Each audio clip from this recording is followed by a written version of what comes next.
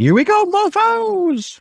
Good morning. Welcome to another episode of Escalate, Exfiltrate, and Encrypt with Eric Taylor, myself, Shiva Maharaj. Today we have Steve Taylor, no relation to the Eric Taylor. What's up, Steve? What's going on, man? Oh, I'm just coming back from hiatus myself. How's everything going on your end? Hiatus. Did you need a passport to get there and a vaccine? No, we're not gonna have to talk about that, thankfully. Okay. Just so you know, Steve has a podcast, RocketMSP Podcast, and he's got some interesting vendors that come on there. And we've known Steve for quite a while, so we figured, hey, Piss and Vinegar Show, let's bring it on.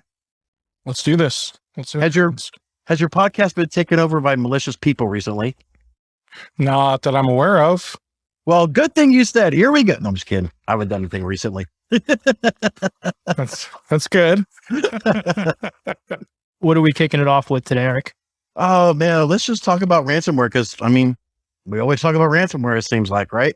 Ooh, so, 12. I like the name. Yeah, Fin12 strikes hospitals, moving quickly against big targets. So these guys clearly are saying, F you, we don't care. We are not taking the stance of other cyber or other ransomware groups, and we're going to target whoever the hell we want to, as long as we're getting paid. Is pretty much the point of this whole arc. By other groups, are you thinking other cubicles? Yeah. We've had that discussion before that all the ransomware actors are in one big building. They just change their cubicle pod location. So, it's, this really goes into the face of Biden, what he's trying to do with these 30 nations and everything like that. So did you see there was a article that came out recently? I think it might be the last article on your toolbar, on your web bar up there, that a representative from New York, representative from Virginia are looking to identify what critical infrastructure is and also get them to the front of the line for resources. Yeah, this one really rubs me the wrong way. You brought this up post or pre-show where they're like, hey, let's identify what in the world is critical infrastructure. Didn't CMMC already do that, sort of? If you fall under CMC or you do supply chain. CMMC is for the DIB. I think that's critical. Well, yeah, that's one of, right? I would say pipelines, water. Isn't CMMC more or less saying, here's what you, an American company, should be looking at to protect, whereas this top 16 is being shared with Putin and saying, these things aren't tolerated, hands off, don't do this kind of stuff. Whereas CMMC is telling you how to protect these 16 critical. No, CMMC is meant for the defense industrial base. So if you're going to be doing business with the DoD, you should probably fall into levels 1 through 5, depending on where you are in the supply chain. So it's more controls. Hopefully that would lead to security, but we know better than that. That's not going to happen. But I'm happy you brought up those 16 pieces of infrastructure. We had John Wetzel on here a couple months ago from Recorded Future, and he mentioned that Russia once came to us and said, hey, let's carve out these types of infrastructure to not attack should we go into cyber warfare. And we rejected that notion because back then we thought, we'd just be handicapping ourselves. So I'd like to know if there's any overlap on that 16 and the one that came about from the Russians many years ago. I just want to say one important thing. I keep reiterating this thing, but when you're going to trust hackers and other malicious criminals to actually hold up their end of the deal, it's like, we're going to come in and rob all of y'all, but we're not going to shoot you. Yeah, I was just going to say, this is the equivalent to, the school bully saying, I'm only going to take your lunch money on Wednesdays. So the Wednesday would be the safest day, potentially. Well, the school bully took my lunch money on Monday through Friday and sometimes Saturday too. So, I don't know about you guys, but I didn't really hold much value to what that bully would say. That's why you should just punch them in the nose, which is what we should probably be doing metaphorically.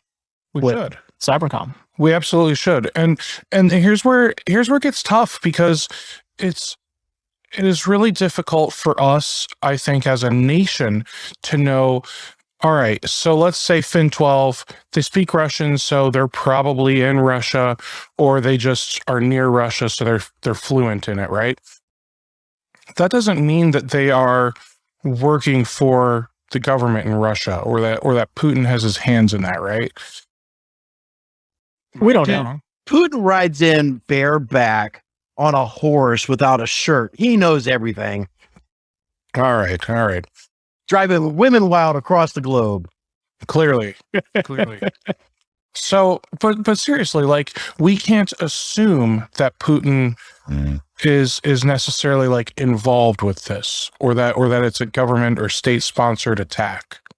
I would say Putin may not know about a lot of things directly, but I would clearly say that they are clearly taking a stance of, we know what's going on, but we're really not getting involved here. Well, from their standpoint, if this is happening and it's not affecting them adversely, why would they get involved to say, stop this?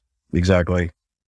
But isn't it affecting them? I mean, aren't we coming back and hitting them with fines, or just making things harder for Russia as the U.S., but as a global effort? Aren't we coming back and saying, maybe we're gonna tax you guys extra for anything that you're exporting? Okay, so we're gonna have a three-way shit show. Here we go.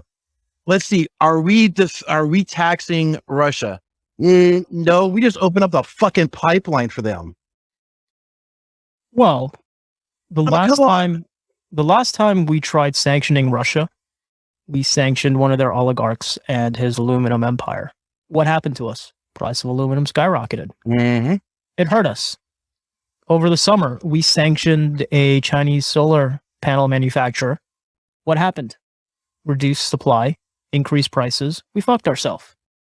Russia is not the USSR it was back in the 80s and 90s.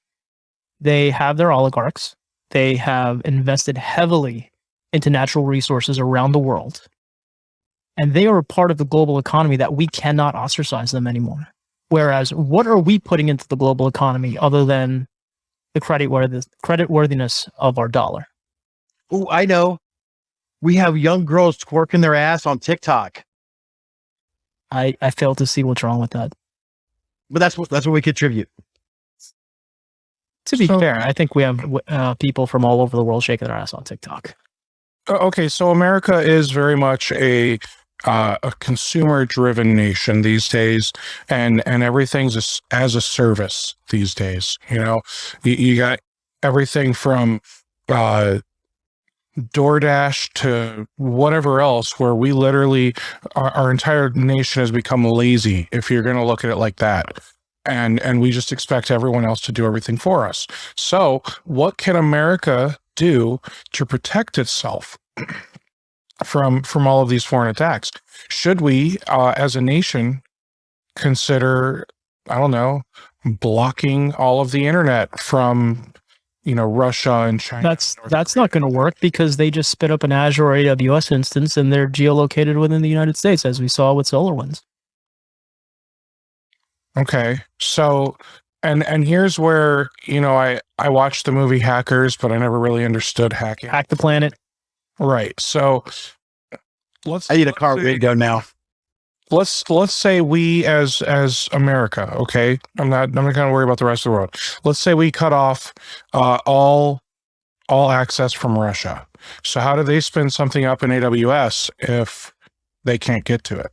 Microsoft doesn't care. They'll let them spin it up wherever they want to. They can just say, we need to geolocate all of our stuff for redundancy. And Microsoft and Amazon, they'd be like, oh, okay, makes sense. But okay, they go to Ukraine. They go to England. They go to France. They come here. I mean, I think it's very myopic to think that they operate only from Russia. I don't think geo-blocking is... I think geo-blocking is like MFA. It should just be done. But by no means is it the end-all, be-all of security.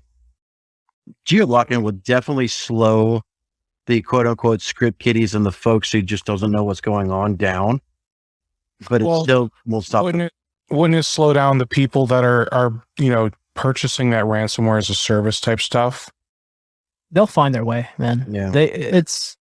Well, I guess you said script kiddies. I think of the people that are just, I'm gonna rent some ransomware as a service, see what kind of money I can make. They probably aren't as adept at figuring out all of this stuff as somebody more like Fin 12, where it seems like these guys actually know what the hell they're doing.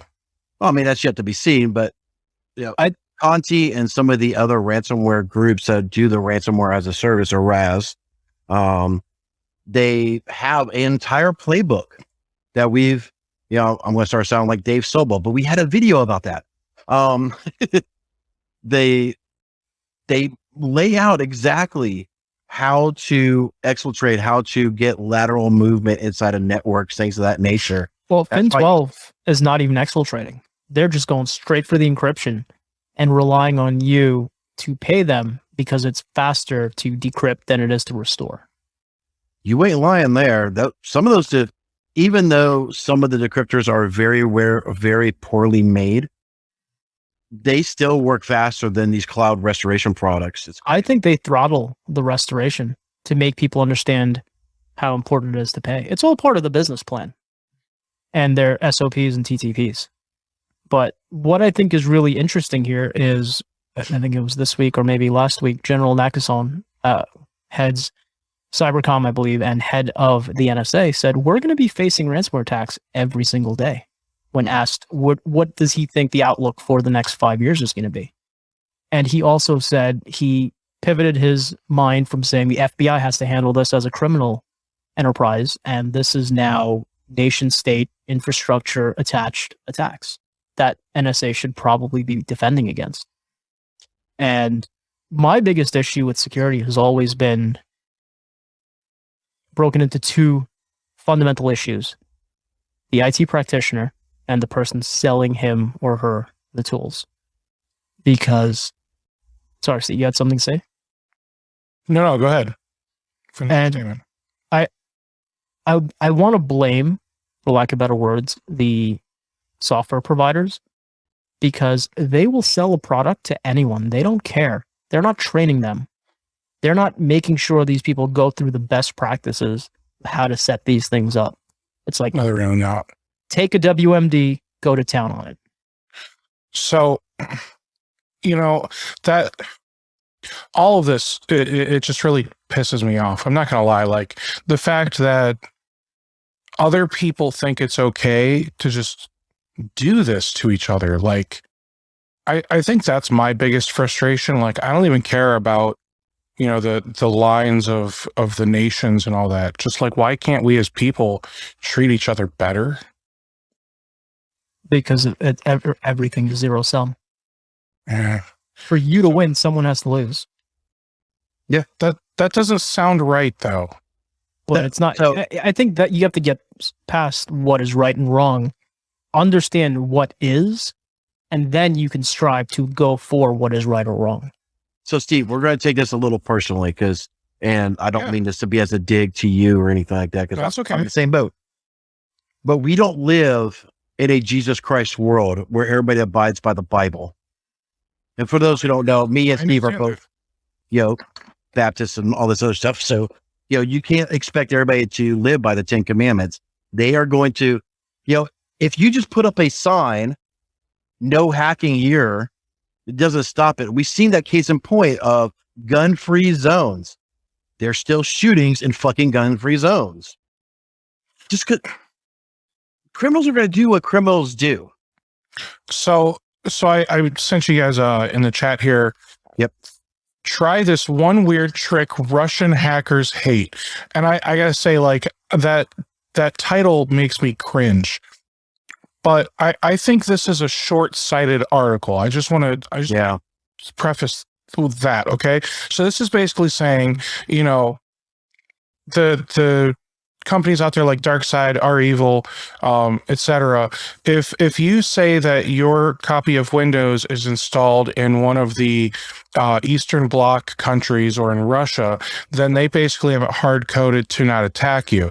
But wouldn't it be safe to say that there are, red teams, blue teams, whatever, here in America or Canada or wherever else where, if you say you're installed in Russia, now those other things are going to go and attack you? Well, see, I want to bring up this thing for those who are actually, watching this on YouTube, but I'll read this out for the people on the podcast. DarkSide clearly states, our goal is to make money and not create problems for society. But no, that's not true, because they're literally creating problems for society by doing this. They're screwing up inflation of dollars. They're screwing up insurance costs. They're causing problems. Let's not give insurance a free pass here, considering cyber insurance was nothing more than a money grab from them from day one. Because insurance is not going to sell a product unless they're going to come net positive on it, or net or break even, where they can make their money on the arbitrage of the overnight interest for the policies. Yeah, let's just be clear. The federal government's doing a fantastic fucking job screwing up the insurance companies as it is already. Let's just lay that one in. I mean, affordable healthcare, my ass. It's affordable for some. All right, so Totally different podcast for that one. Yeah, that's why I didn't go any further than that. I just let that political doorstep. All right. Anyway, so I guess my point is, when I bring up this, it's a Krebs on Security article. Try this one weird trick Russian hackers hate. That just seems so short-sighted, because all you're doing is opening yourself up to hackers that are attacking Russians. That's only China. But anyway, the one thing I will say about all of these ransomware groups is they're smart. They adapt and overcome very quickly, far quicker than we do here. And I'm sure Krebs is on their radar. If they saw this article, within a week, I would almost bet my life to say they adapted their TTPs to compensate for this. Oh, and this article's from May, so I'm sure everything's changed now. Exactly. Yeah, but there's just no ransom. Good. What we like on this side of the Greenwich Meridian are Band-Aids. If we really wanted to talk about security, you would make the software vendors here review each other. Without getting politically charged here, when a medical research paper is put out, it's reviewed by their peers. You have the opportunity to shred it to shit, put it up on a pedestal, do whatever you want, but there are real reviews into that. But software hides behind copyright laws and proprietary bullshit because we don't want to give our secret sauce out to anyone. And you have vendors out there with 35-year-old code and dependencies tied to GitHub repositories with SolarWinds 123 as the credential. Well, I would hope that the major vendors, at least in the MSP space, have learned something from SolarWinds and Kaseya. I don't blame SolarWinds. Just not to cut you off. SolarWinds was a very elegant hack with lots of patience, planning, and it didn't affect their MSP platform. Supposedly, it was just Orion, because that's the product that's in many government institutions. Right. But that's a different kind of hack. Kaseya was negligence, in my opinion. The fact that they just did not notify their on-premise partners of a vulnerability that was responsibly disclosed to them. Mm-hmm. I thought they did. No, not until after everyone got popped on July 2nd. They mitigated their SaaS platform with a WAF. Mm-hmm. Yeah, see, my understanding is, as soon as they realized what was about to go down, they only had like an hour left. They notified partners, but... No, they notified partners when they saw shit getting popped. Yeah. Well, when they were told by their partners they were getting popped. I know that incident started at around 10 o'clock in the morning, and Kaseya did not put out that notice till about 2 or 2:30 Eastern Daylight Time. Yeah, the first they didn't even say what was going on. They just advised everybody to shut down servers. which was It was- prudent in that Yeah. sense. But they didn't come out until days later, and probably by the direction of the FBI, saying, hey, fucktards. But, I hope they call them more than fucktards, honestly. dude, I really hope they sanctioned them somehow. No, nothing. Well, according to my Kaseo rep, a VSA is used by the Air Force. So God help us all if that's the case. But is it used by the Space Force? Nanu nanu. Nanu, to the moon. Anyway. But yeah, so ransomware, to get back on topic a little bit, I don't remember if it was DarkSide or Conti or Revil or whichever one it was, but they specifically target companies in the US. They do full Nmap scans of US territory IP subnets. They do this on purpose because US has the most capital to actually spend on ransomware recoveries. Why don't you see a lot of the information coming out about South Africa? Because they're broke as shit. No, not because they're broke. Not because they're broke as shit. Think about it. Who owns most of the mines or the rights to most of the mines in South Africa? Well, now China and Russia. Yeah. So why are you going to shit in your backyard? Because they don't own all of it yet. Yeah, but still, they don't want to muddy their waters or make their waters look too shitty. Maybe so. But even before China really got their hands in there, I mean. Steve, are you still doing IT or are you more on the website thing? I'm more on the podcast side. Okay. So do you still do any IT? I have a couple of clients I take care of. What is your now let me rephrase the question, sorry. Are you just doing standard help desk or are you doing MSP, which is what I consider help desk plus security?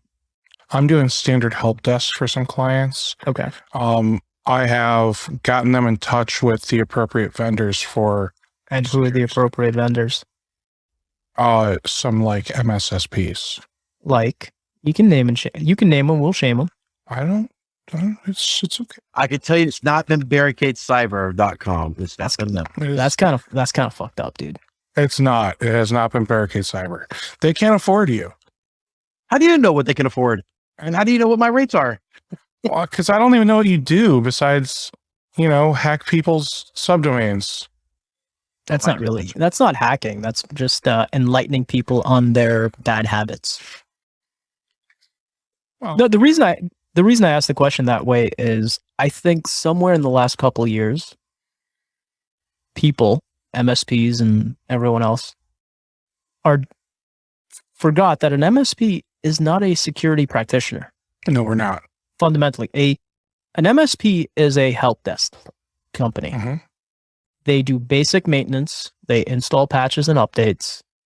And when little Susie can't print, they'll go try to fix that after going to Reddit, Slack, or some other crowdsourced place to find out what they actually have to do. Because Google is too hard. Well, let's just take, for those who don't know, what does MSP stand for? Managed Solutions Provider. It's a bundled VAR. They're taking a bunch of products, putting it into a solution, say, here, Mr. Customer, buy this crap from us. Yeah, wrong. It's a business model. It's nothing more than that, right? It's billing on a smooth income curve as opposed to having high and low months. Mm-hmm. Which is what they would kind of call break fix, maybe, but it's all the same thing. It's break fix with some software, slap on a little bit of time, your MSP. Woohoo! So just so you guys know, just because I like to speak about things that are more like facts. The UK and Australia own the top 3 mining companies in South Africa. Who owns them? Who owns the UK? Who owns the companies in the UK? I don't think I understand that question. Companies registered in the UK own the most mines in Africa, you're saying, right? Okay, so like the first one is Anglo-American PLC. Okay, old company. So this one is headquartered in London. Now, the founder's last name is Oppenheimer, so... Right. And they own De Beers and everything else. Okay. They do. As I said, old company. Yep. The next one is BHP. Okay. Are any of these companies public? I don't know. Well, I get, So BHP it's on the NYSE is BHP. Okay. And that one's headquartered in Melbourne. And hey, did you remember, Steve, over the summer, China pulled off the greatest grift known to mankind? no. And to quote Dave Sobel, we did a video on this with John Wetzel. They did a joint venture with the company that owned all the IP for ARM chips, which is the foundation for all of our chips we use, correct? Can we agree on that? Well, ARM is a pretty important thing, yeah. Okay.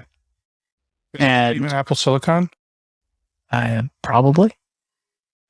Like their baseline patents and IP is what powers the world. A Chinese-led firm convinced them to give them 51% in a new joint venture that controlled the IP for ARM. Okay. And once that was completed, Chinese company said, fuck you, took the IP, spun it out into another company that they control. And now ARM IP is controlled by the CCP. So if they wanted to, they could put a royalty tax on every single chip and completely destabilize and fuck everybody else. And what are we going to say? We're not going to pay after we accuse them of breaking IP laws for how many decades? Okay. That's a problem. I think so. Hasn't got much play out there. Well, Joe Rogan brought it up again this weekend with Mike Baker, former CIA dude. But Mike Baker's a smart guy. I like when he's a guest on Joe Rogan. But we spoke about it before that episode. We Dave Sobeled it. All right, so let's, and I know that you only have so much more time left. Yeah, I gotta hop soon. All right, so I only have one last question. If everyone is trying to attack everyone, how do we stop all the madness? Hit harder. But is that really the answer? Yeah. Okay. Diplomacy is going to get you so far. But China doesn't care. They are stronger than they've ever been. Should we be worried about China?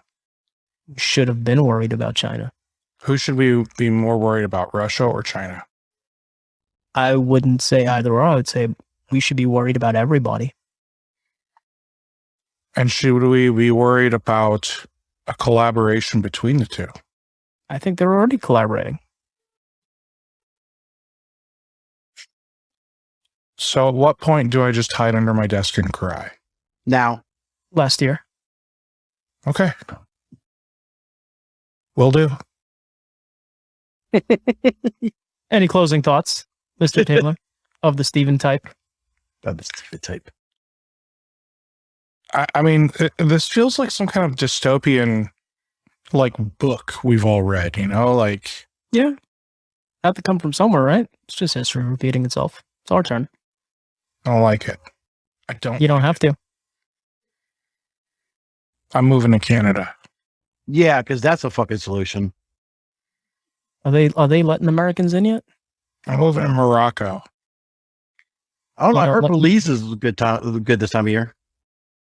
As soon as I figure out where Morocco is, I'm moving there. Africa. Oh, okay. So you have the Chinese Silk Road infrastructure there for you. Oh, yeah. Silk Road's everywhere. Digital Silk Road is everywhere. Mm-hmm. So, Steve, you want to tell people how to get in touch with you and what you do? The best way to get in touch with me is by going to RocketMSP.io. I primarily run a podcast for MSPs and IT professionals, and I just love having fun conversations maybe a little more fun than this, because this one made me sad. I have to go drink now. Drink water. No, Fire water. I'm gonna go have tequila. Because there's nothing else I can do. I sure as hell am not having vodka after today's conversation. Why not? Russia. You're just getting ready to deal with the Russians. You're drinking up vodka, you may start speaking Russian. I don't know, man. But I don't know. That's a science experiment for you. Start drinking a bunch of vodka and come back to us in a week and tell us if you're speaking Russian yet. Or come speak to us and we'll see if you're speaking Russian. We'll do, comrade. We'll do. See, it's already started and he hasn't even drank any. There you go. That you know of. All right, ladies and gentlemen, thanks so much for joining in for another episode. Thanks to Steve Taylor with RocketMSP for joining us on this delightful podcast. Please, if you know of anybody who could enjoy and benefit from our podcast, please share it with somebody. Subscribe to amplifiedandentensified.com or to the YouTube channel at youtube.barricadecyber.com. If you have something you want us to talk about, or you just want to talk crap to us, info@amplifiedandentensified.com. And until next time, take care.